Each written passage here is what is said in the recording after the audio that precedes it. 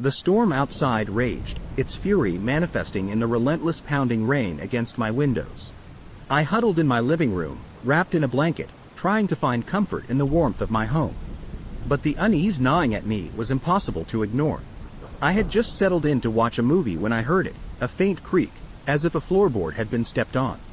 My heart skipped a beat, and I paused, straining my ears to catch any more sounds. The rain drummed against the roof, creating an eerie symphony that masked any other noises.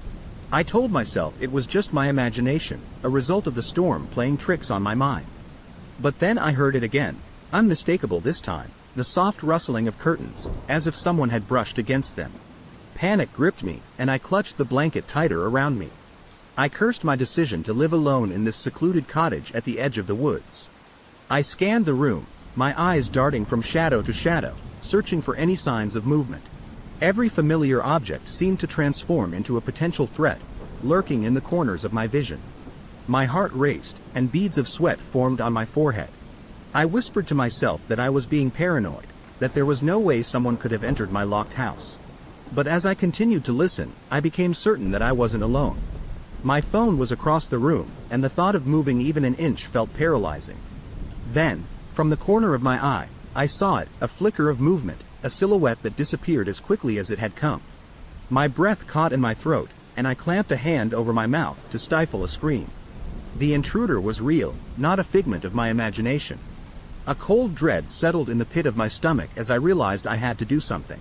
With trembling hands, I reached for my phone and dialed 911, my fingers fumbling over the buttons. I whispered my address to the operator, my voice barely audible over the sound of my pounding heart. As I waited, every creak of the floorboards sent shivers down my spine. The minutes stretched into an eternity, each one punctuated by the storm's fury outside. And then, the unmistakable sound of footsteps, slow, deliberate, approaching from the hallway. Tears welled up in my eyes as I held my breath, clutching the phone in one hand and a heavy book in the other. The footsteps grew closer, and I steeled myself for whatever was to come. My heart pounded so loudly I feared it would give away my hiding spot. And then, a blinding light flooded the room as the front door burst open. Police officers stormed in, their presence a stark contrast to the darkness that had taken over my home. The intruder had fled, disappearing into the night. As I collapsed into their arms, a flood of relief washed over me. The nightmare was over, the lurking danger had been banished. The officers assured me that they had been patrolling the area due to reports of a prowler, and their timely arrival had saved me from a sinister fate. From that day on, I never underestimated the power of fear or the strength that could be drawn from facing it head-on.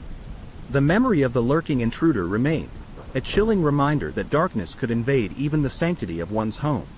But in its aftermath, I found a renewed sense of courage, a determination to stand strong against the shadows that dared to encroach upon my life.